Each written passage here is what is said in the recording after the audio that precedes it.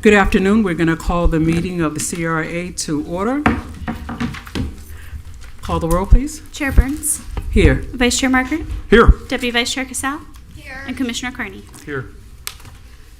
Okay, we will ask for an approval of the agenda. Are there any agenda items anybody would like to pull? No, so No. moved. Can I get a second? Second. Vice Chair Margaret. Yes. Deputy Vice Chair Casal. Yes. Commissioner Carney. Yes. And Chair Burns. Yes. Okay, moving right along. Let's see, we have public comment time. Okay. Are there any members of the public that are present for public comment? Not everybody. Okay, seeing none, public comment closed. Okay, can I get a motion to approve the consent agenda? So moved. I'll second. Deputy Vice Chair Casal. Yes. Commissioner Carney.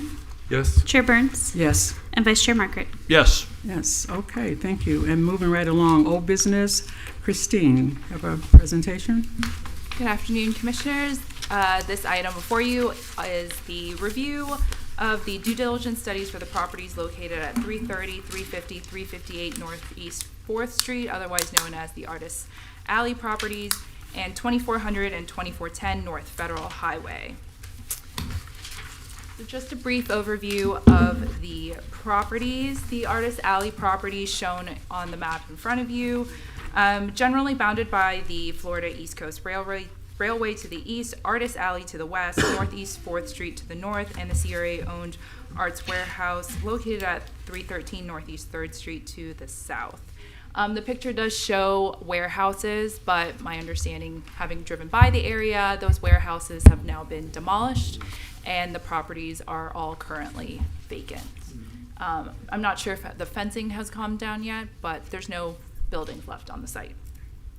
The site itself is approximately 1.91 acres, and the Artist Alley properties are all zoned Central Business District. And the Federal Highway properties seen in the map there, generally bounded by North Federal Highway to the east, Old Dixie Highway to the west, private properties to the north and south. There are buildings on these properties currently. They consist of 2 single-story commercial buildings with surface parking lots, each with the land totaling 3.04 acres. The properties are zoned general commercial and have a future land use designation of general commercial. And then these properties do go back a little bit with us. We did get appraisals of the Artist Alley properties starting in 2024, and then the current owner did provide us with his own appraisal in March of 2025. You'll see those amounts in front of you. Bless you. Thank you. We don't have appraisals for the Federal Highway property, but they are both currently listed for sale. So just brief background. At the November 30th, 2025 meeting, CRA board meeting, based on the board's direction, reached out to one of our architects in our consulting pool to get a due diligence scope of service. At the January 27th, 2026 meeting, the CRA board approved 2 work assignments with Peacock Architects to develop the due diligence packages for both these properties, which we'll see here. The due diligence overview includes a site overview, zoning and land use review, site capacity and circulation assessment, friction point analysis for traffic and access, though not a full traffic study by all means, workforce, affordable housing strategy, utilities and infrastructure, and conclusion and recommendations and key risks. Those full packages are included as exhibits to the agenda item, if you had a chance to review those, but we'll go over these. So, and I'm going to read from my notes here because I don't want to miss anything. The due diligence packages were very comprehensive. Yeah, The analysis conducted by Peacock are intended to assess regulatory feasibility, policy alignment, and planning level residential capacity. They test order of magnitude development potential rather than establish a final development program, unit count, or financial feasibility. They do provide a summary of the order of magnitude development potential, which show a practical yield of the number of units that could potentially be developed based only on the parking that is estimated for the site. Peacock Architects highlights key risks and considerations, which we will go through as well. So starting with the Artist Alley site, she marked out the conceptual building footprint. As I'll go along, you'll also see a very high level site plan just for conceptualization purposes for this exercise. So while the due diligence review did not identify items that would preclude redevelopment, during this review, several site and development constraints suggest that achieving the practical yield may be challenging and could affect the overall feasibility of the development of the properties. Sorry, is there a comment?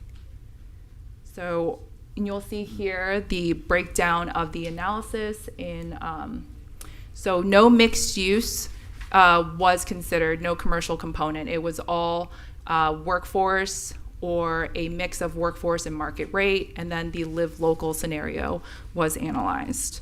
And she goes into saying, while zoning and live local provisions may theoretically support a higher residential density, the practical yield in this table is governed, and I'll say this again, primarily by the estimated parking capacity only and the estimated physical space required to accommodate building systems and operational support areas. Within the building, specifically vehicular parking circulation, required ADA, parking and loading areas, solid waste and recycling facilities, utility infrastructure, fire pump, mechanical, electrical rooms, elevator, stairwell, mail package rooms, bicycle parking, amenity spaces, resident support spaces, required setbacks and site access points.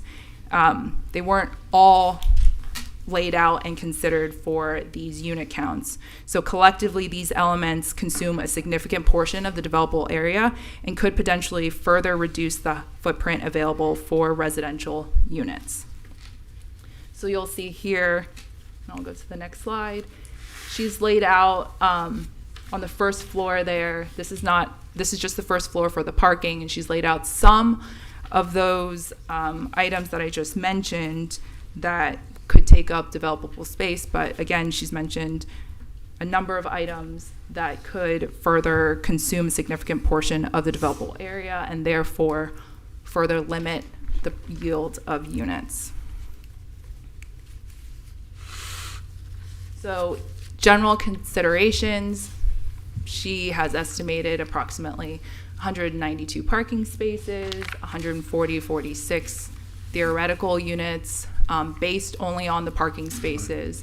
Again, only workforce or a mix of workforce and market rate, and then under also the live local scenario was considered. There was no retail, mixed use, commercial component added to this. And additionally, at this high level planning scenario, several key factors have not been evaluated that could further reduce the achievable development capacity, including absence of a certified boundary, I'll go over here, certified boundary and topographic survey to confirm the buildable area, potential requirements associated with adjacency to the FEC railway, which includes setbacks and safety buffers, coordination with the railroad for site design and access, potential limitations on building placement or circulation, possible fire lane and emergency access requirements that could reduce the parking supply. She does mention that in the table, and I can go back. The structural column layout required for underneath the building, which may also further reduce the parking efficiency beneath the building and then further limit the unit count. Traffic and access conditions, queuing, circulation, a traffic study would be required to evaluate the traffic and access conditions, and then lack of financial feasibility analysis to confirm economic viability of the development scenario. So this is just a high order of magnitude, and the only constraint that our architect looked at when considering the yield count in the table was really the estimated number of parking spaces on a first floor scenario. To go higher than that, we would have to consider, structured parking, anything beyond would have to be basically discussed here and then determined so she could do a deeper dive, essentially. So then I'll go back to the table there, and then if you want me to go on to the federal highway properties before you begin your discussion. That would be my suggestions? Yeah, keep going. Okay. Thank you. So, went over this. So similar for the federal highway properties, it's the same. She did the same high order of magnitude assessment. Of note for the federal highway properties, this is the general commercial zoning designation. So general commercial allows for residential uses within a mixed-use development. We did not consider a mixed-use development in this due diligence. It was just all workforce, mix of workforce or market rate, or live local with the live local requirements. So there is a note that residential uses within the general commercial zoning are permitted in conjunction with commercial uses. Further coordination with city staff is needed to confirm the permissibility of 100% residential development at this site, which would be a conditional use requiring city commission approval there. So there's her table here, and you'll see that the unit count would be 130 to 140 units based on an estimated parking of 175 to 190. And again, the same, constraints that I mentioned before with the Artist Alley property that would limit the developable area, vehicular parking and circulation, solid waste and recycling facilities, utility infrastructure, fire pump, mechanical, electrical rooms, elevators, mail package rooms, bicycle parking, amenity spaces, and required setbacks and site constraints would consume a significant portion of the developable area.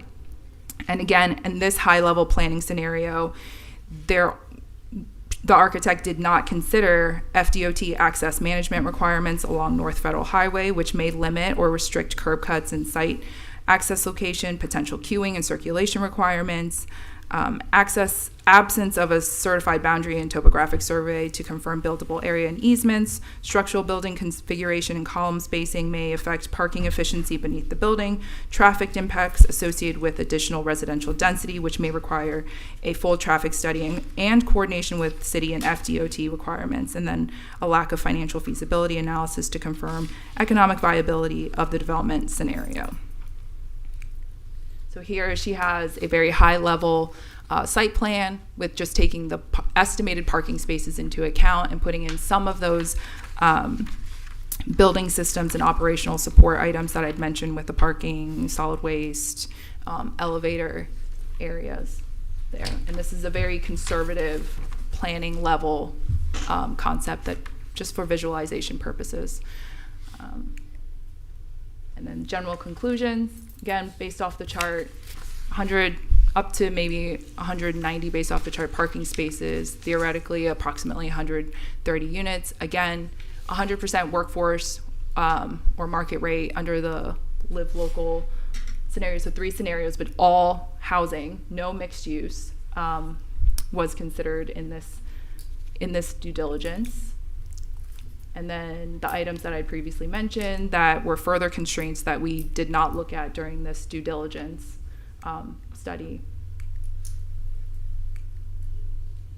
And then here's a comparative analysis of where we're at right now in terms of the cost, the lot size, the buildable area, the stories that we could go up to based on the due diligence study, and the number of potential theoretical units that we could get up to based only on the estimated number of parking spaces that the architect thinks could fit in there based on the space. And there we go. And that concludes the item. Okay, thank you. All right, so, yes, Renee? Hi, Renee Jackson, Executive Director. I just add in addition to the presentation. A big driving force of this is obviously cost and amounts. So this came up as kind of like a how do we increase housing opportunities because land is at such a premium right now in Delray Beach. So that's where this opportunity threw out there, like, why don't we assess these? Why don't we take a look and see what is possible on these lots? But there is a big consideration of the amount. The Artist Alley property is appraised like we'd had the 19 to 20 million. I believe the property owner is looking at north of 20 million. We don't have that money in our budget at this point. So during the discussions we had last year, that's something that came about, is how we would actually pay for this if we wanted to pursue this. Another consideration is, even if we do try to shift funds or find money somewhere, if we do put this out, or when we would put this out for some sort of a bidding process, the likelihood of having to incentivize it is very high. So that's additional monies that we would have to put into this. And then the federal highway properties, I believe, were just kind of also added to the mix because it's more land, less money, but there is a lot of uncertainty there because it is not zoned by right. We'd have to go through this whole conditional process. I know the owner has expressed that he would be interested in developing it himself with maybe some assistance later on. Again, it's still a risk that we would take, not knowing if they could even do it or not. So I just wanted to put that out there. We were doing the study because we were asked, we're presenting the results and bringing them back. But I think the cost and the amount is a big consideration because we do have a lot of work that we're doing. West Atlantic, there'll be some items coming up in the next coming months about projects that we're working on there. So I just want to keep that in mind as we're looking at this and how to move forward. This is just on the agenda for presentation. Really no voting or anything unless you all would like to do that later on, but this is just for presentation and discussion. Okay, thank you. Well, first I want to thank the staff and the consultant for bringing forward this thorough analysis. This is exactly the kind of due diligence that we need before to help us in talking about an investment of this scale. So thank you for that. And then, our executive director have put out the facts. And so we are not here to vote if we don't see the need to, but, for discussion. So I'll open it up for discussion. No, I mean, I think we all know that we really don't have the money to move forward. I would never want to move forward, even considering, from the get-go, I thought looking at a property for $20 million was ridiculous. And the only reason why I throw in reviewing the federal was to show that if we're going to do it, we could probably find a less expensive route. But even so, both of these properties are far outside what we should be spending at this point in time. We all know that Pompey Park has additional considerations, and there's other things in the work. And frankly, I would just say if we're going to incentivize projects, we need to make that at a level that is well below that level, that 80 to 120 AMI, because that does not accommodate the needs of our city. So that's my opinion. Thank you. Okay, thank you. Commissioner Margaret? Yeah, a couple of things just to throw out. I agree with what Commissioner Casal is saying about the price and the capability of us handling that kind of debt. That obviously concerns me. The other thing that concerns me, frankly, is the parking. If anything I've learned in the past 2 years up here, parking is at a premium in Delray everywhere we go. And as I'm looking at what's being proposed here, there's 100 potentially, 146 units and 160 parking spaces. That math doesn't work. And the other example is kind of the same. I mean, what are we going to do when a unit has a husband-wife or a boyfriend-girlfriend that each have a car? Where are we expecting these people to be able to find parking? So we're not thinking about the long term here. And I mean, if I was going to look at something like this, I would have to say to the architects, please go back and maybe there's got to be less units, but there's got to be more room for parking, because there is nowhere for these people to park. And it's just, we continue to do it. And I think it's not, I don't think we're doing the right thing by approving these parking situations that we know today aren't going to work, and then we're going to be hoisting them on the next generation. I don't think that's fair. So if we were going to be voting on this, I'd be driving kind of hard on that one, saying I think we got to go back and redo this. This dog isn't going to hunt. So that's how I would put it. But Okay, I'm done. Thank you. Mayor? Well, contrary to popular opinion, I do agree with Commissioner Casal and Commissioner Markert on a lot of occasions, and I happen to agree that, both of these properties have exciting potentials depending on how you look at it. I love the Artist Alley because it's a walkability. You get people working there, they're walking there, they don't need to, use it. The traffic is going to be a lot better. Federal highways, you got the opportunity for cheaper and getting cheaper cost per unit. But at the end of the day, If I had to choose how I wanted to spend my money, I'd rather spend my money on helping redevelop and creating incentives on West Atlantic Avenue and covering what is increasingly a greater shortfall on the Pompey Park project, which I consider to be a critical project for the city. So, I mean, if we're flush with cash, I'd say let's buy one of them and make it a parking garage, quite frankly, because I agree with Commissioner Margaret. I mean, the biggest problem we have downtown is parking. So I really thank you for the hard work done. It's great presentations. I actually learned a lot in terms of the number of units we could do. I think you could probably get a fifth floor against the railroad because they've been doing that. But even that doesn't create a sufficient cost per unit to justify kind of going forward. So I am going to, my recommendation would be, this is very good, and when we sell all our properties on West Atlantic and we're flush with cash, I hope we revisit, buying a piece of property to do the kind of project that we're describing. Yeah.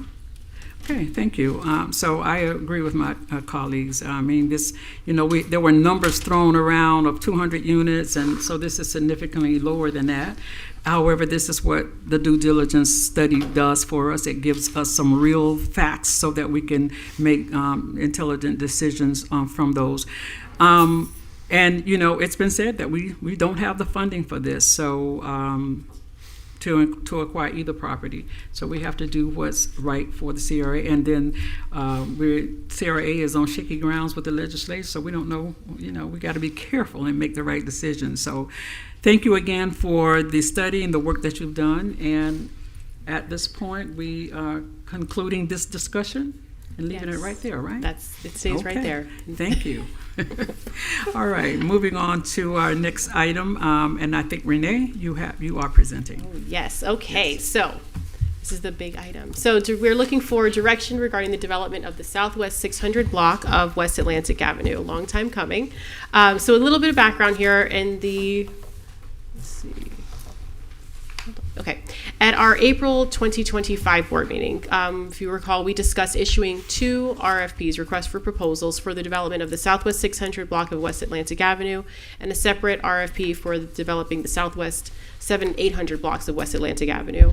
And we were starting with the grocery store and parking on the Southwest 600 block of West Atlantic Avenue. So since then, there was also discussions about a market analysis to assess the interest of grocers in our sites for a large-scale grocery store on any of our parcels on West Atlantic, which we did. So we have the results of that study as well. It's just so that we could have more information for ourselves, because we've been issuing RFPs and requests for proposals and things and getting information back from the development world. So we were trying to do it a little bit differently to get the feedback directly from the grocer. So we were actually speaking with them directly. So we conducted the study, and overall, I have a little statement here, but basically there was comprehensive feedback that demonstrates the path to a successful grocery anchor development on the site is narrow but well defined. They reached out to several grocers, 3 responded, 2 had phone interviews with us, and Commissioner Markert was on our panel to have the meeting, so he can share his insights if you like as well. And we had 1 additional that just gave comments but didn't actually do an interview. So the focus was really for us to work with a more smaller, different format grocer, as opposed to a larger grocer nationwide chain per se, but maybe something a little bit of a smaller format.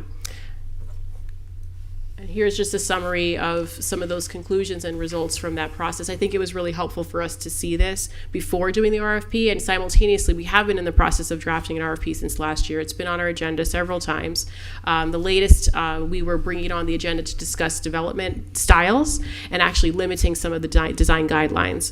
So while we were in the process of doing that, we received an unsolicited proposal from RH Development Group, LLC, pursuant to Florida statutes 255.065 and the City of Delray Beach's purchasing policies and operating guidelines for public-private partnerships.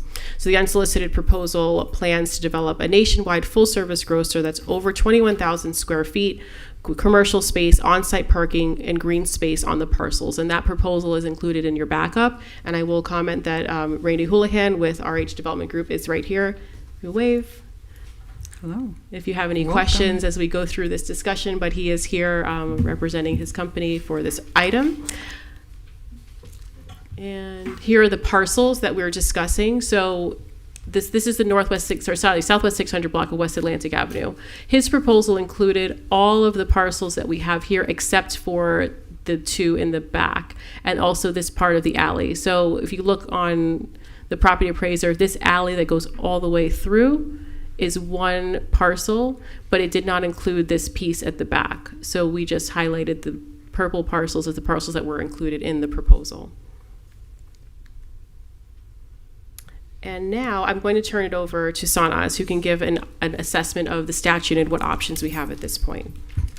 So, good afternoon, everyone. Pursuant to the statute, now that the CRA has received this unsolicited proposal,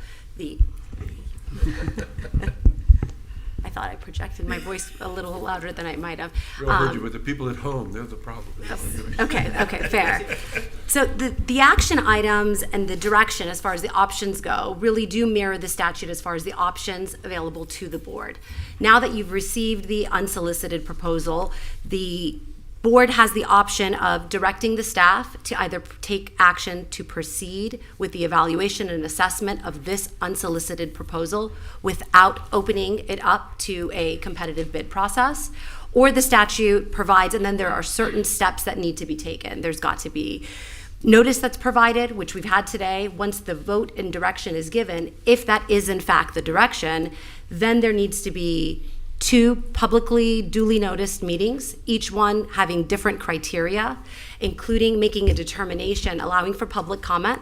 So those that would potentially be affected, members of the public, entities that are involved, would have an opportunity to come and present.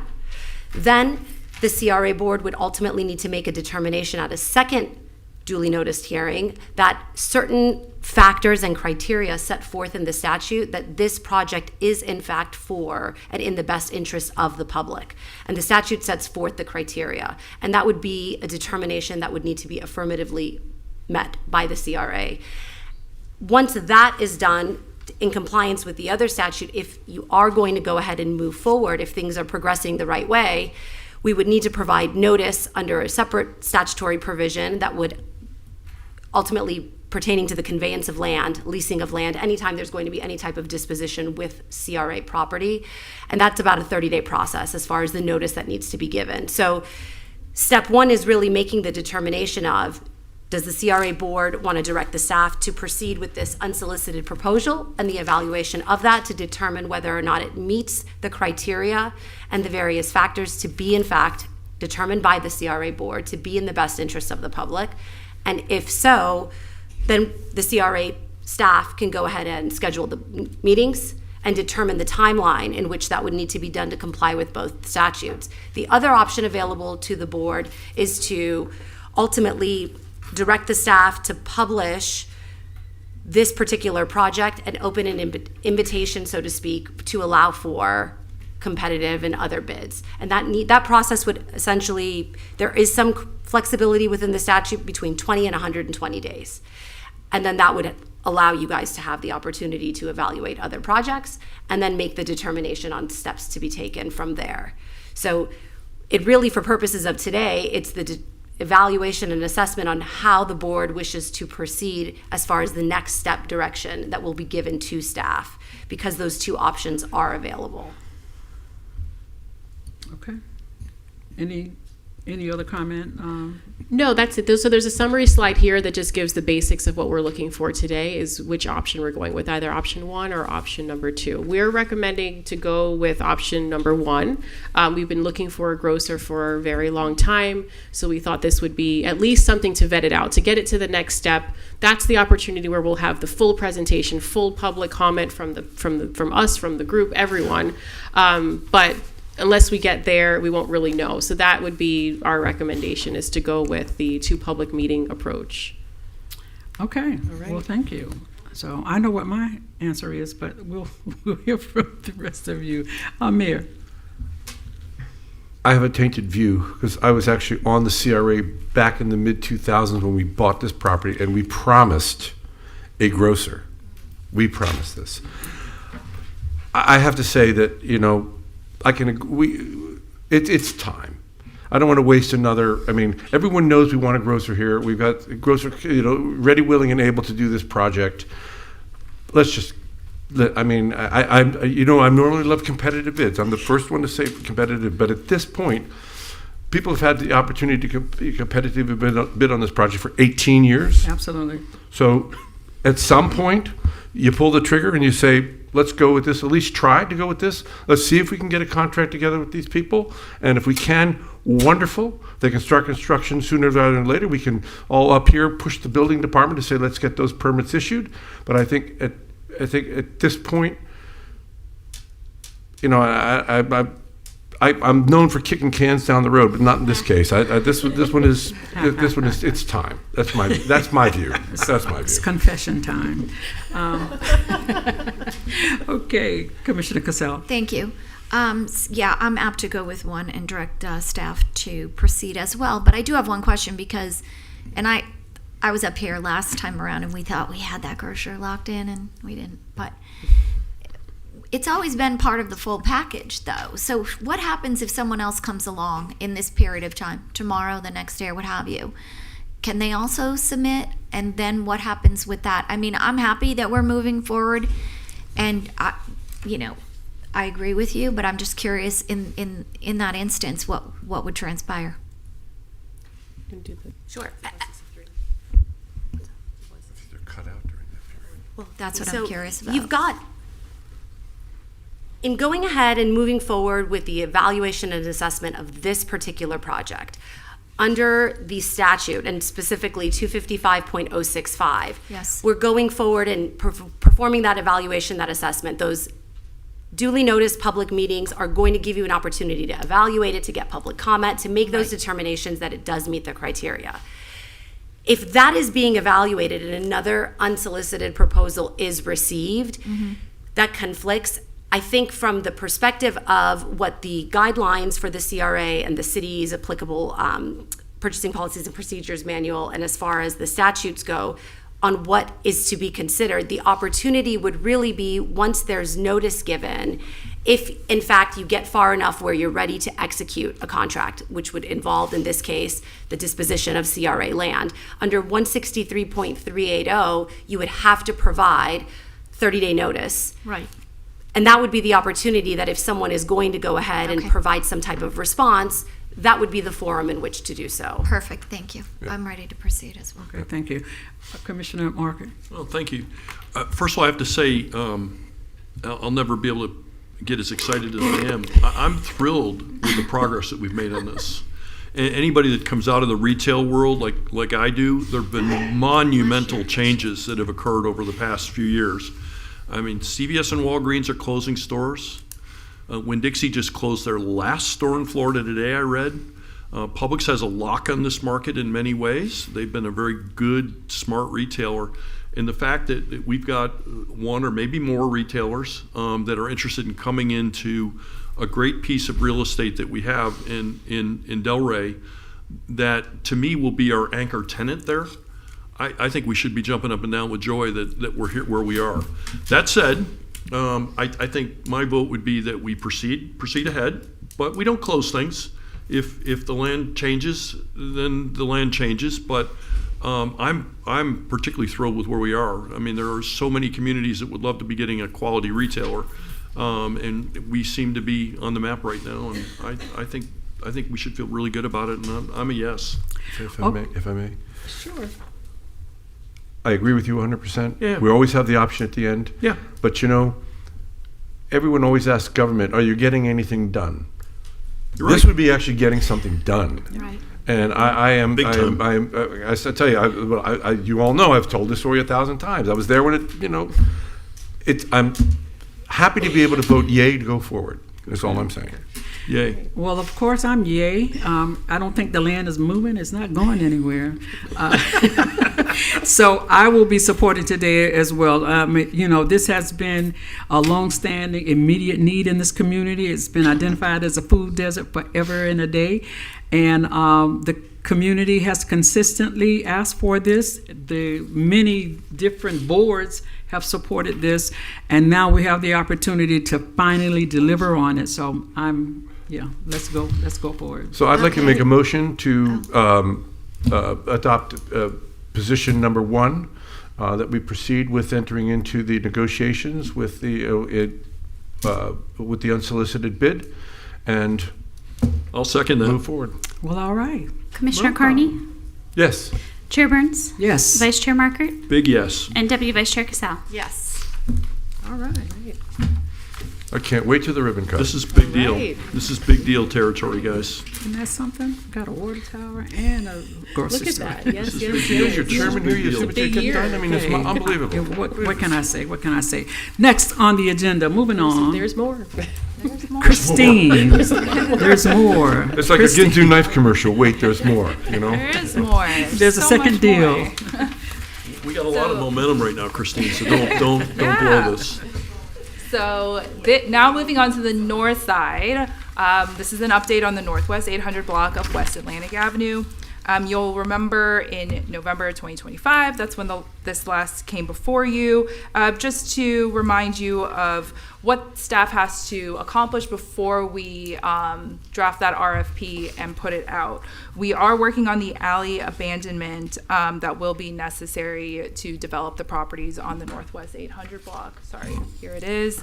There, the alley is not shaded in blue there. So additionally, if you look over here, let's see if I can get this to work. The properties that are on Northwest 9th, we need to also deed a portion of 3 of those properties on Northwest 9th for the completion of improvements related to the Northwest Infrastructure Improvement Project. They are going to straighten Northwest 9th Avenue so that it doesn't do that curb. So a portion of our properties will help with completing those improvements. And then following that transfer, we will need to record a unity of title for all the properties in order to develop the block as one. So those are the 3 things that we need to accomplish before the RFP gets drafted and goes out for development.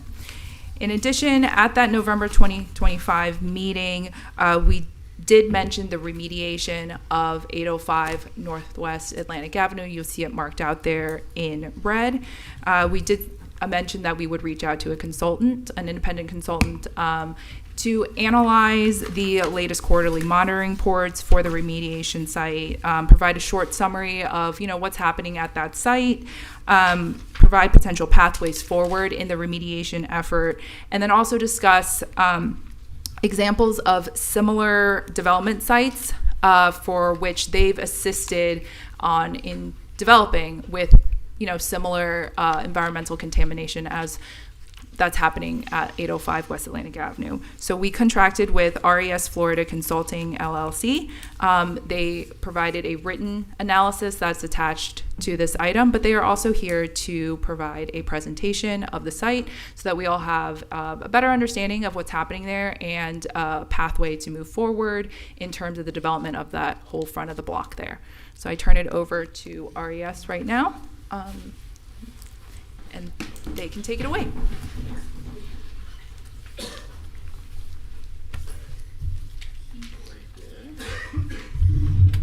Okay. Okay, great. Thank you. We're not here to kill momentum, okay? We're going to keep it moving forward. Don't want to follow all that with a buzzkill here. So my name is Jeff Peters. I'm a professional geologist with RES, and Catherine Eisner is also with RES, and she's a professional scientist also who's been working on this in the CRA here for quite some time. This property here, to use a frame term, it's been kicked down the can a long time. The can's been kicked down the road a long time. Mm-hmm. Well, it's been kicked so far it's now in the DOT right away. So that's how far the can has been kicked on this property. But according to the last report that was submitted by the DEP's consultant, the soil and groundwater are clean. There are no impairments to the property as of right now. So the offsite issue, if we go to the next slide, Okay, this is how the DEP's consultant has drawn the contamination that is still there. You'll see a small portion of it is still on the 805 property, but that's just an interpretation. All of it is now in the DOT right-of-way, and there are some existing monitoring wells on that property that can be abandoned, gotten rid of, whatever needs to happen for development. There's no reason that development cannot occur on this property as of right now. So the DEP will not issue you any sort of letter saying that it's clean, because they're still addressing this offsite issue. And the offsite contamination, because it originated on the property, is still part of the cleanup that they are conducting. They are paying for 100% of the cleanup. So you don't want to tell them that you don't want to get out of the program that it's in. Just work with the DEP and work with their consultant to do whatever is necessary in the DOT right-of-way. But that should not impact your property and the 805 property at all. They will be there for some time, putting in some wells and doing some more sampling, but it's all in the DOT right-of-way. So I guess that's a good thing. Some new monitoring wells are being installed here. They're proposed. You can see they're in the right-of-way here. A couple right on the edge of the property that is still considered right-of-way. It's not on the property. And though they're continuing to do a little bit more assessment, what will typically happen in a situation like this is the DEP will issue what's called a conditional closure, which means you don't have to do any more assessment work. We recognize the contaminations under the road. It's not a threat to human health or the environment, so we're just going to monitor it and keep it there. The DEP has what's called a memorandum of understanding with the DOT, an MOU, that says we acknowledge this, we'll move forward, we'll close it. We all know that this contamination is here, and we live with it. That's very common. Can I, a naive question? Does the contamination level normally stay where it's at, like right now, or does it seismically shift and we can get in trouble? Or no, the source has been all cleaned up. The source was your property with the old gas station. That's all been cleaned up. You'll see natural attenuation of the chemicals. They'll naturally degrade and over time, which is happening here. The levels that are underneath the road right now are very low. Not bad. Very low levels. But it still is above a cleanup standard by the DEP. So they're still going to want something done, whether it's probably just monitoring, and then they'll close it with a condition. Great, thank you. The condition being the road stays there. Yep. That's the condition of the closure. That's fair. So as of March 15th, the DEP has not issued a purchase order for that new scope of work to the consultant.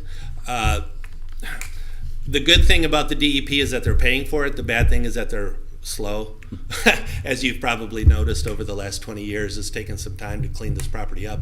But at the same time, they're paying for it, so they work at their own pace. You probably will not get what's called the site rehabilitation completion order because of a conditional closure status. You may get a no further action with a condition, which is probably what you will get, but you need the DOT to approve that, which they have a memorandum of understanding with the DEP that allows them to do that, so that probably shouldn't be an issue.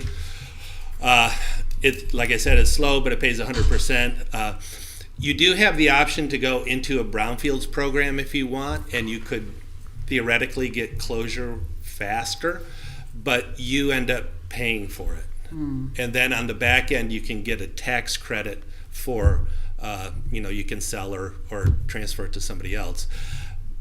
I wouldn't go that route if I was you, because the DEP is paying for it right now. I'd try to work with the DEP to push for it faster.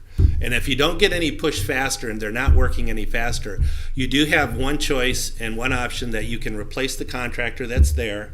It's a company called Panhandle Industries. They've been working on it for quite some time. You can replace them with another DEP contractor. You might get better, you might get worse. You don't know. You don't know. So my advice would just be work with them and try to push this as fast as you can. Could I ask a question? Yes. You have that no further action consideration on the slide before.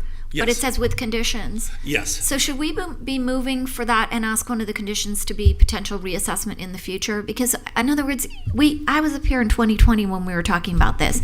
We have been working on this. Yeah. And this is property, and by the way, for the record, we did not, sorry. For the record, we didn't pollute it. We bought the Right, property. right, exactly, correct. It was Yes, that is formerly correct. a gas station, Yeah. I believe. Yes. But the question is, how is that something we can do to move this along immediately? No further action with a condition, and the condition being something that you recommend at this point in time? Well, it'll be the most likely outcome and the fastest, but you don't need that to build on the property. Right. We can just go out for an RFP and move Exactly. forward, Correct. and then just wait to see what happens because Correct. it's not on our property. That's correct. Yes. That's what we ought to do then. Thank you. Are you complete with your report? Pardon? Were you finished? I guess a few sorry. examples here of some stuff that we had, some other projects we've worked on. Lakewood Point was an old landfill, and this was in the Brownfield program, and Catherine and I worked on this together. We did quite a bit of assessment work. We put in some vapor barriers to protect the residents. We put in a passive gas collection system to collect any methane that might be collecting under there. That is now complete and finished, and that's gone through with no further action with a condition, the condition being the parking lot stays there. If they dig below 2 feet, they have to monitor. But that was completed through the Brownfields program. The Amelia Court is going vertical right now in downtown Orlando. This is a site where it's being contaminated from a gas station across the street. So contamination is moving onto the property. So we're working with the DEP to help the consultant monitor the property as it's being constructed. So there are things such as vapor monitoring, dewatering that's going on down there has to be monitored and cleaned before it can be discharged. Stuff like that. Very, very basic stuff. It's not that complicated. And then the last one, Gateway property, that is ongoing right now in Pompano Beach, and very, very similar to what this site is. That you have the contamination is now off-site, is underneath the road, but that property is not in the DEP program, so they're paying for it out of their own pocket, and we're going to get them into the Brownfields program so that at least they can get some of their tax credits, some of the money that they're spent back via tax credit, and we'll probably have a lot of lessons learned between that site and the 805 property, because they seem to be parallel tracks that we're working together on. So we'll be able to use best practices from both sites to help both communities, both CRAs. So we're hoping that we get favorable outcomes with that by the end of the year. Not an unusual situation in what we're doing in Florida. The longer it takes to clean it up, the farther it goes. So you have to kick the can farther down the road. And I guess if this goes out to bid, we can help with any specifications that might be necessary for developers if they're concerned about developing on an old gas station. Okay. We do that quite a bit too. All right. All right, thank you. Commissioner Walker, I did have you no have further any- questions. Anybody have any further questions? I was just saying, but you're saying the plume has migrated off the property completely now? It is. It's And so, migrated. so residential can be built on now Yes, it can. on top of the property, right? Yes, it can. Source That's has all I been want to know. removed. Right. Okay. Sorry, I just wanted to add, you'll see in this map right here that there looks like there's like a monitoring well Yeah. up at the north of the site. That's actually going to be removed. Yeah. So there's going to be nothing left on the site except for one monitoring well in the corner here, MW27. And they have to leave that there as kind of like a control to make sure that when they do monitor, our site stays clean, It'll take 5 essentially. years to get rid of it. Yeah. That's okay. Yeah. Okay. Right. And Thank so if you. that gets damaged during construction, that can always be reinstalled and put back in. So that's a pretty insignificant issue. Thank you. Sounds good. Okay. Executive Director, Yes. anything further on that? Yes, well, I'll just add that, so what we're looking for today, basically, is direction on preparing an RFP for the development of this site. We are proposing to enter into an agreement with RES. We have to get a proposal and see the amount. I think it's something that we can do under our staff authority. But I think we need help, obviously, putting this RFP together to make sure we have the right information in there. So we would propose to do that. We have a really good, skeleton of an RFP that we were working on for the Northwest 600 block. So we would propose to use the same skeleton, change the scope. I think we can discuss if we want to do some kind of housing mixed use. We can bring that to our April meeting so we can discuss exactly what we want to see there, but we can start with the shell. The other option we have is if we want to enter into a work assignment similar to what we did for the Artist Alley and the Federal Highway properties. If we want to do another due diligence study, maybe a scaled back one, just throwing out options so that we can have a package that we're assessing more specifically what we want to put there. So we're just putting it all out to the board to determine. Regardless, we still would like to enter into the agreement with RES so that we have the environmental consultant helping us along as we go through this process. So these are the two options we have today. All right, thank you. Thank you. Well, I am inclined to go with the first option. I think I won't skip because I see you're presenting the next one, that the remaining blocks should deserve a fair, competitive RFP process. So we need a motion to move forward with an RFP on this block? I move that we go forward Wait, with an what RFP. you're talking about first, there's two, excuse me, can I ask a question? I want to be Yeah. clear on what we're doing. You want us to first agree to work with the environmental consultant, and then second, you want to go out for an RFP. But we had always talked about this as being a commercial space. Now you're talking about a mixed use. Is that what we're agreeing to here today? Because, I think we have to start looking at our city and saying, what is the biggest need right now? Currently, our land use is less than 9% commercial. We really need commercial and potentially more of it. I know we need housing too, but I want to make sure we're getting what we need out of all of the space that we have. So what are we looking exactly at here, Renee? Because last we were looking at the container gardens. Yes. Now that's off the table. What is it that you're recommending? So I'm going to jump actually to this slide that has a bigger picture of the entire West Atlantic. Okay. So we were looking at the modular container project here when we didn't own as much land. Now we have a more complete piece of property, which is why it opens up more options. So something that we could also look at doing to incorporate housing if we want to put more type of commercial uses here is including these parcels back here. So there's a piece that we don't own here, but these are residentially zoned properties, so we could also include those into the RFP so that you have more opportunity for residential and not as much on the actual site itself. And we can look at this at our next meeting. If we want to kind of digest what we've discussed here and come back and reassess this at our next meeting to discuss if we want to do more commercial or a mixed use and not decide it today, that's fine too. But I thought we could probably include at least this piece of property here because it is close to the project site. And then our next item is actually to discuss the 700 and 800 because we're looking for a similar direction about putting out the RFP for these as well. And are we going to we're going to look for an abandonment of that center strip through the city commission. Yes. And then we have that one parcel in there, which we are going to look to purchase. And then you could do something pretty substantial.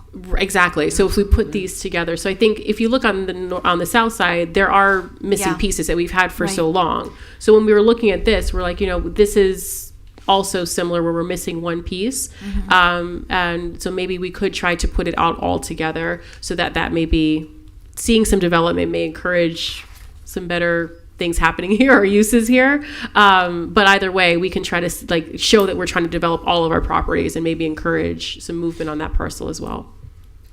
I think that's a great idea. Anyone else has any comments on that? Yes, Mayor. I think, as I said, I made the motion to go forward with the RFP. I think if you want to include in the RFP that preferences for a project which would include a commercial component. I mean, I certainly would agree with that because we want to have commercial components on West Atlantic. And obviously,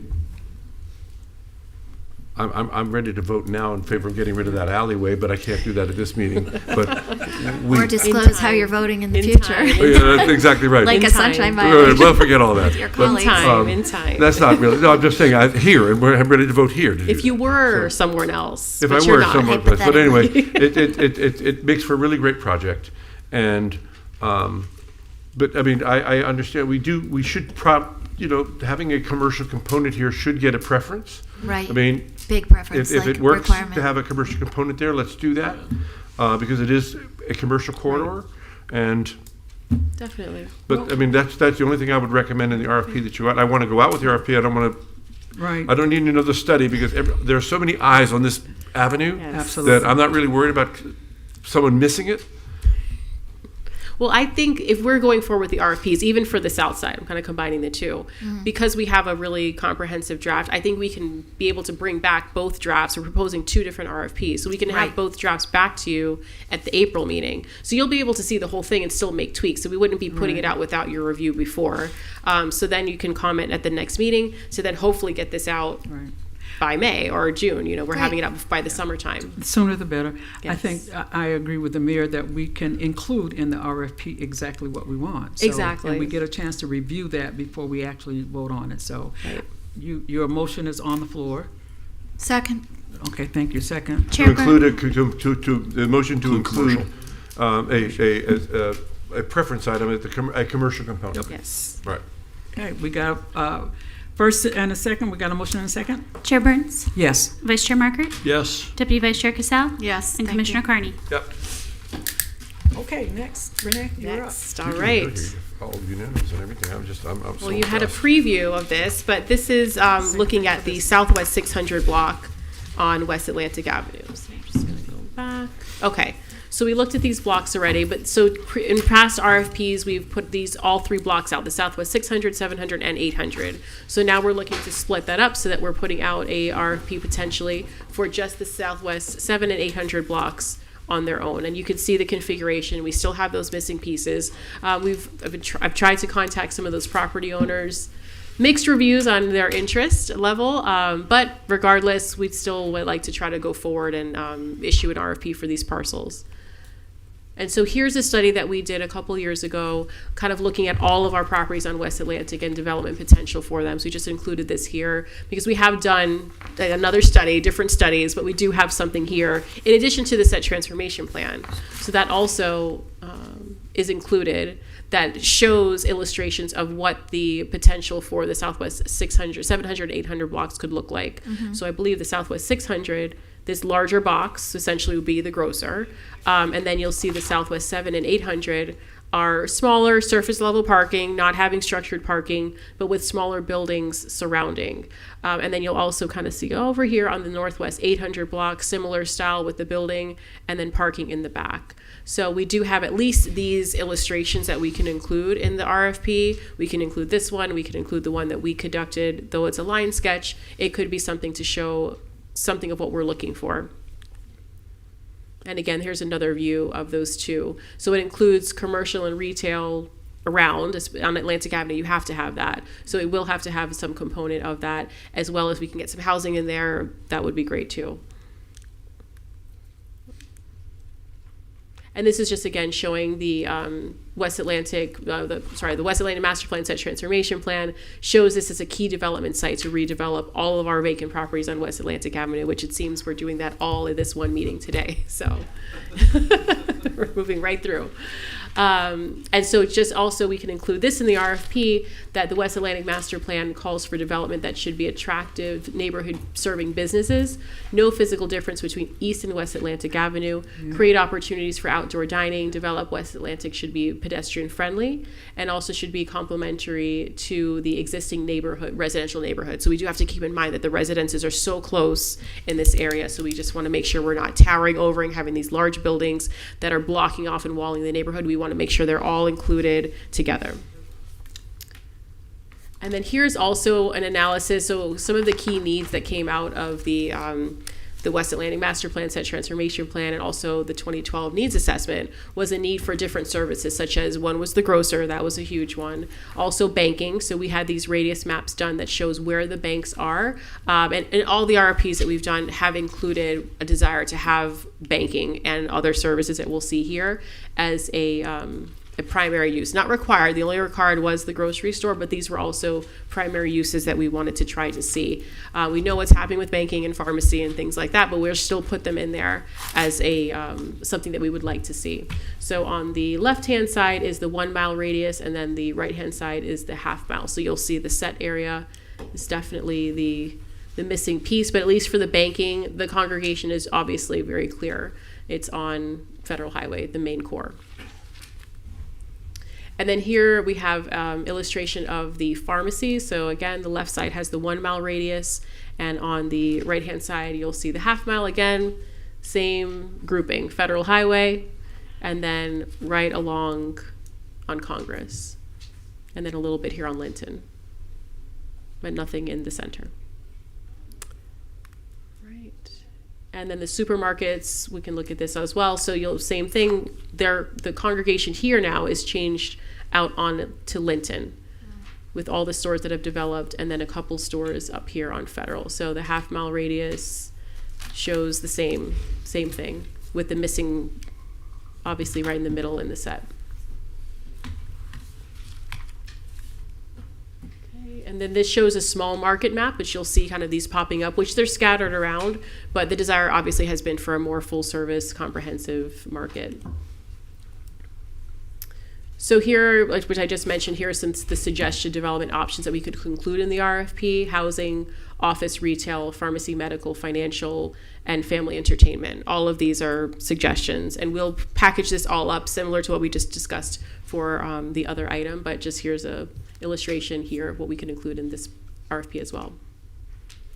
So similar to the last items, the direction, either to draft the RFP for the Southwest 700 and 800 parcels on West Atlantic Avenue, or we also threw in the option if we would like to do a due diligence study here.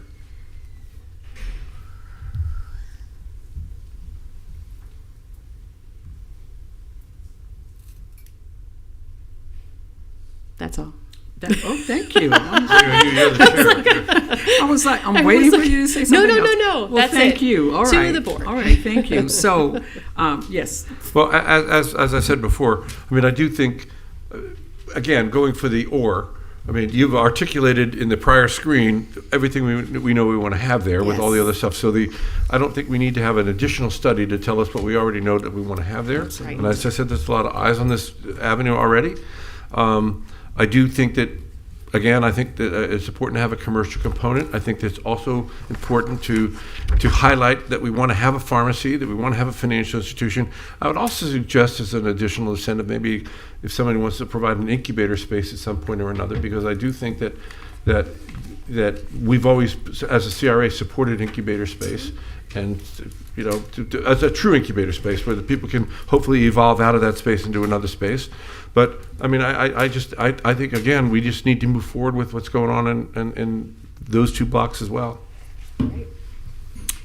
Thank you. Commissioner Yeah. Casale. I'm in agreement with the mayor. Although we do have an incubator space, we have On a Fifth. CRA Yeah, the incubator Fifth. Yeah, on space. Fifth, I know, Yeah. I haven't Yeah. forgotten the Fifth. And Move it. so, yeah, I mean, I do think we may ultimately have to be flexible. Like when you talk about financial institutions now, people are seeing them go away, although Right. for a particular demographic, you really need it.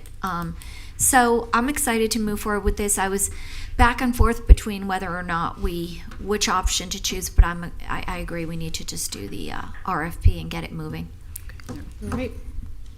I'm also in agreement. I think we need to move forward right away. Yeah. I think the RFP is the most competitive and fair way to do it. Agreed. And it allows the best ideas to rise to the top. So did you have something But else we you wanted should to be say? prepared to incentivize whoever's going to go there, is all I'm saying. Because We do. it's part of the money I talked about earlier, not spending over there. I want to be able to Right. Okay.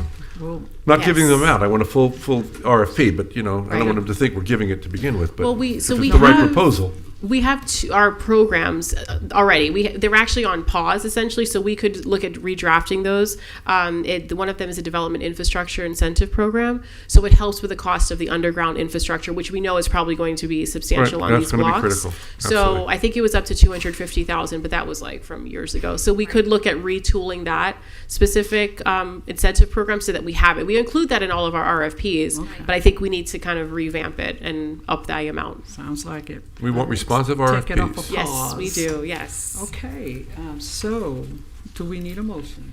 Yes, we do. And I just to move- be clear, I I'll move that just we show- take option 1. I want to be I'm sorry. clarifying. So just to show, it's these parcels here, not these. It's all highlighted in yellow, but it's the parcels here. All of our purple here Right. is what would be included. I propose the lavender color. I didn't want to do purple. I make to cover, my motion is going to cover the properties which are indicated on the board is in purple. Second?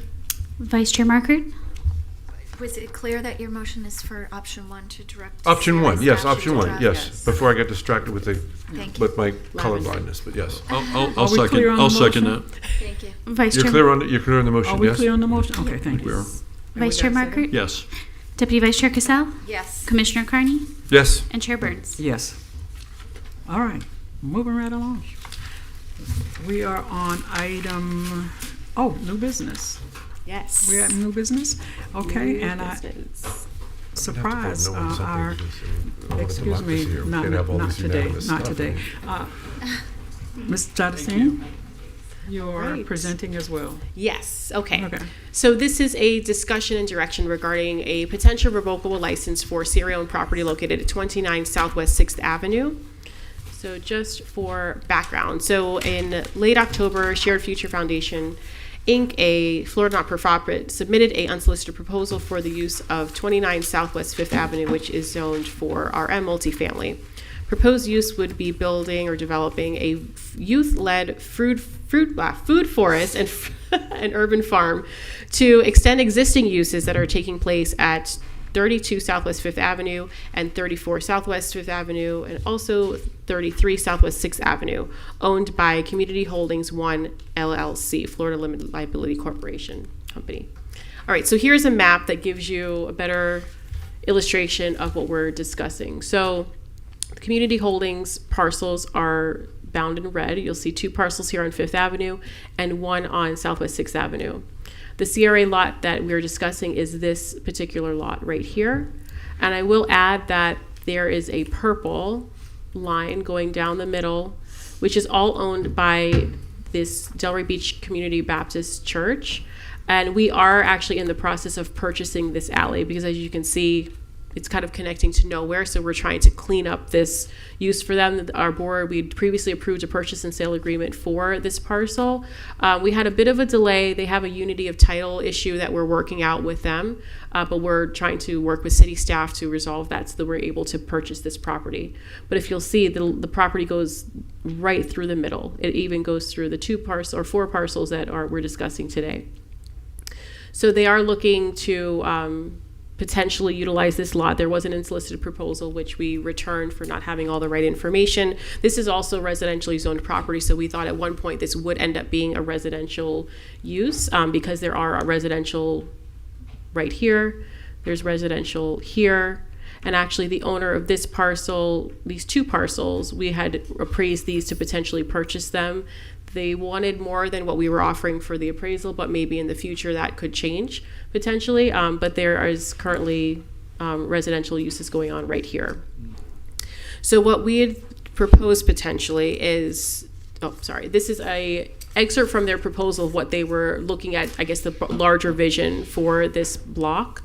So over here, you'll see this is the 5th Avenue, the 2 buildings that they own, and then it would seem to kind of spill out back here to, it looks like an event stage or event deck, a playground, open lawn space, and then the garden, fruit farm uses would be surrounding with the pathway. I believe that's correct. And there's a representative here from the Community Holdings and Shared Future Foundation is here as well, Sarah Salznick. So what we, thought that since it is vacant for right now, if we wanted to allow a temporary 1-year revocable license so that they would be able to utilize the property, activate it for a temporary basis, and then later on, maybe next year, we can put out some sort of RFP to develop housing there. But at least they can use it for the year to be able to explore this option to see what they can do and build on the property. So it is here for the board to discuss.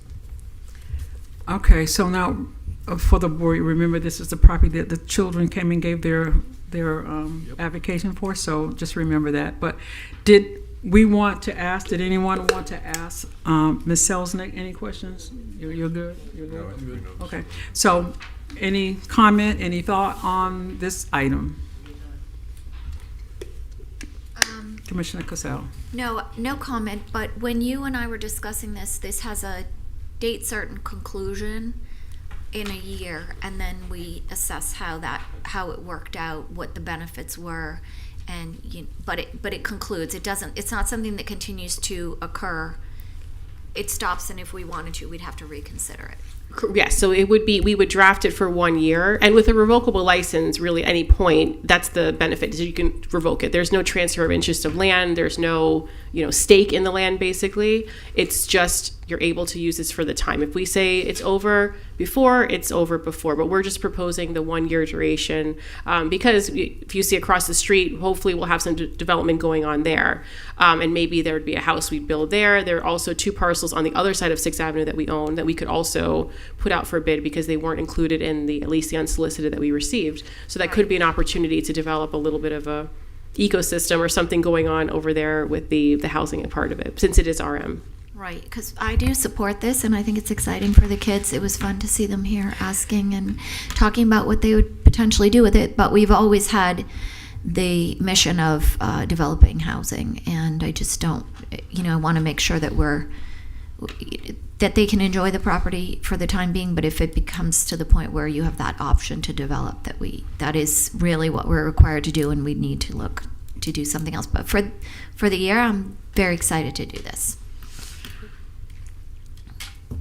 Yes, go ahead. I agree with Commissioner Casal. I mean, I think we're retaining the right to look. I love these allotments in areas where kids can do all this other kind of stuff. But at the end of the day, this may have to be developed into to be more of a comprehensive plan for the neighborhood. So, as a temporary thing with a revocable license, maybe it's 1 year, maybe it's 2. I don't know what the eventual plan of development is, but I agree on a temporary basis. Yeah. I think it's a win-win solution, so I'm in favor of it. Okay. So did we talk to the organization, and were they in agreement with the 1 year, or this is new to them as well? Well, we sent the agenda item. We discussed a revocable license, so we always knew it was like a temporary. I know there's an interest to acquire the land from us. That was in the unsolicited proposal, but that would be something for the board to decide if we would want to do that. If we wanted to pursue that, we would have to do some kind of RFP process and invite proposals. I think it's really what we'd want to see in that land, because again, it is RM, so I believe there would have to be some research or looking into the utilization for the outdoor gardening farming aspects of it, but it is technically RM. So for us, we would look at that as something we would build housing on. If we want to go a different course, we'd have to get that direction. So that research for the actual use, that's on our part, CRA, or is that on? No, well, for them. I mean, if they're wanting to use it, we're basically with the next steps would be to draft this revocable license, and if it's that, and staff, we can do it. We'll have you sign it after. It'll be with our attorney's approval. And then we could present it to them to start whenever they'd like, and then they can go forward and utilize the space. All right. I'm okay with that. I hope they're okay with that. Do you want a motion? Yeah. Or do we need a motion? I took my glasses off. Motion to direct staff regarding revocable license with Shared Future Foundation. I'll second the motion. Thank you. Can I hold the motion and the second for discussion? 100%. Well, if Sarah, Yes. I was going to say if Sarah wants to. Ms. Selznick? Well, first I just want to say thanks for considering it. Yeah. And I'm excited about whatever is decided, so I don't want it to seem like I'm, like we are excited. But this definitely isn't like the preference, just because it costs a lot of money to develop the site. So if we it limits what we can do because we can't. It's expensive. So I'm not gonna, build all that and do all that and then in a year stop, shut it down. We can probably utilize it creatively for the time being. But either doing something a little longer term or swapping property with me that's in the same block but on the northwest side would be my preference. But I am open to obviously whatever's best for everybody. Okay. And we're also developing housing, so it's like in exchange for this parcel we can also develop housing on additional lots that we own too. Okay. Any other questions? Okay. So we have a motion and it's been second. So Deputy Vice Chair Cassell, Yes. Commissioner Carney, Yes. Chair Burns, yes. and Vice Chair Markert. Yes. Okay. Congratulations. Thank you. I had a thought, but it went away. I'll talk to Renee about it later. All right. Thank you. All right. We are moving right along. Renee, you are presenting something with the item 10, the RAC board. Yes, so for RAC. Okay. So RAC, we determined that RAC would be assessing the parcel that we purchased in Osceola Park. That's 235 Southeast 2nd Avenue. So the chair normally would come to present. She was unable to attend today, so I'll just give the brief presentation. And I'll add that the chair let us know recently that she did list her house for sale. She's the person who lives in Osceola Park. It's not sold yet, so she was resigning, and I told her, no, please stay on for a little bit longer because she still owns property here, and she's lived there for 20 plus years, but I think she just decided it's time for her to move on. So she's still on the board. She just couldn't attend today. And there are 2 other members that are on the RAC committee. So I will add we'll see what happens, but if she resigns before the end of the term, we said that we had to have at least 3 people on the RAC committee. We only have 2. So we'll have to address that at a later time if she does end up resigning. But in the meantime, we had a really good discussion about different options that could be happening at the parcel. Right now, we are going through a process with the environmental review. So we're doing a phase 2 environmentals on that site. So we'll see what that comes back with. We did receive a grant from the Solid Waste Authority for $80,000 to demolish the structure that's there. Yeah, so we're waiting to be able to use that to demolish that site. So the group has been discussing different options of what could be developed there. I'll kind of highlight a couple of them. Someone threw out there some kind of entertainment venue, maybe a roller skating rink, but that might not be feasible. Someone also threw out a multicultural corridor or a world showcase inspired by Epcot.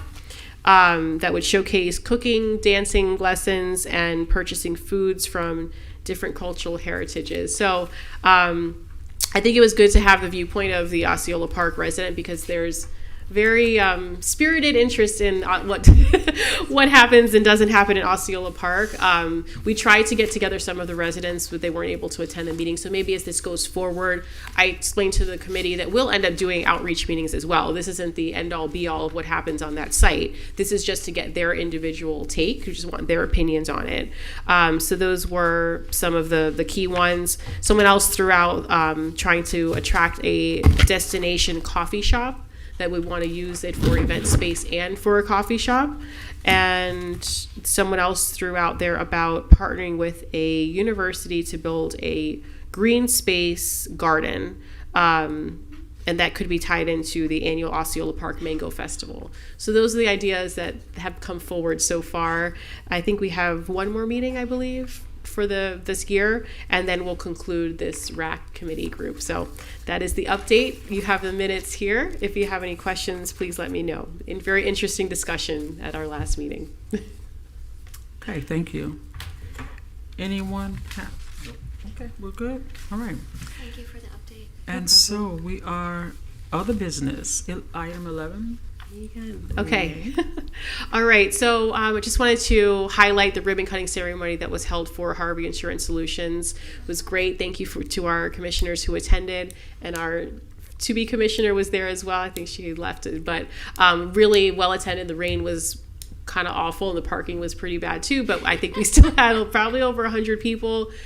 Chris Harvey is very excited to be there. He's in the William Hatcher building, so this is further developing on our initiative on West Atlantic. I think it's been small, though there have been the large bigger developments on West Atlantic. We've been really successful in simultaneously trying to encourage and build on the smaller parcels, like the ones we mentioned on Fifth Avenue.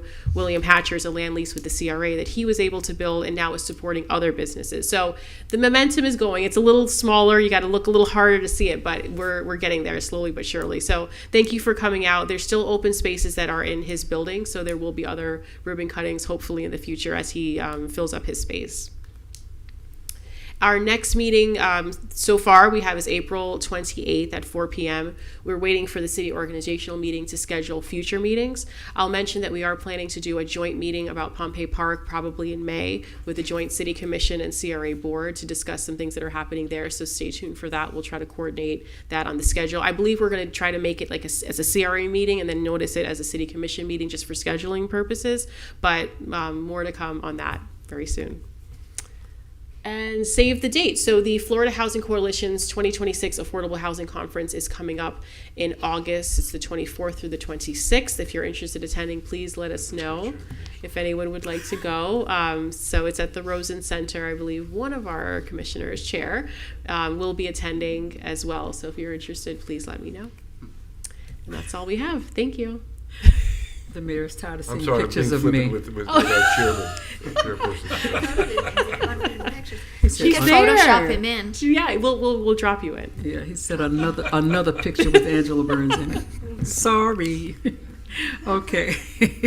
So, We're going to rename it the Angela Burns' Community Redevelopment Agency. I mean, I think that's got a nice ring to it. Like, Oh, I mean, you know, Trump's naming airports after himself Not- and not Kennedy really. centers after himself. I mean, I think this is, Oh, yeah, right. Well, it's supposed to wait until I'm dead.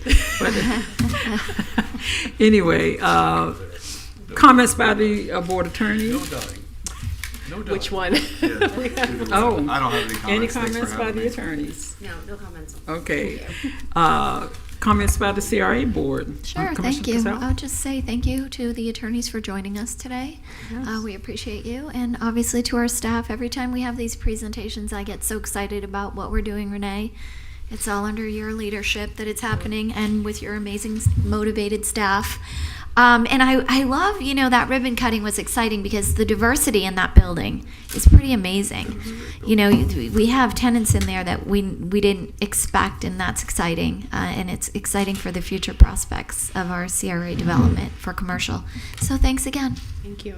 Okay, Commissioner Market. Yeah, I just want to again reiterate how happy I am about this progress we're making with grocery retail. That's an anchor tenant there, folks. If we can land that one and get that one done, we are on our way, and that's big news for our community. And like I said, given what I know about the retail industry, for us to be in a position to be able to be attracting a very large retailer right now is amazing, and it speaks to the community that we're building and the residents that we have and their excitement about joining our community. So I'm thrilled about that. That's a really, really big win for us. Thank you. Commissioner, Mayor. I want to piggyback on what Commissioner Marker said. I think it's a fabulous thing. I think we made a lot of. I am really happy. We made a lot of progress today. I mean, we were really moving forward, and this is a key, and to your leadership, of course. But we're finally moving forward on some of these things. I'm sorry to have missed the opening, but as Commissioner Casal pointed out, in which I agree, the diversity you've created in that, I was out of town, but the diversity you've created in that building has been exactly what you said it was going to be. We're going to be able to attract, you would say, and guess what? We did. So I want to kudos to staff and you who've done a great job in that project, because it's part of our whole redevelopment mission, and you've done a great job. And thank you for attorneys being here. Just got good names with faces. It's always a good thing. So. Okay. Okay, thank you. And as well, I'm just so thrilled about the progress of it. We have the best, Boyntons think they're moving and shaking things. However, I think we have the best CRA, the best city, and I'm just so happy about moving these projects forward. I know the community is going to be ecstatic about it, and just thank you for all that you do, the hard work. Really appreciate it. And that is it. All right. And can I do the thing? Meeting adjourned.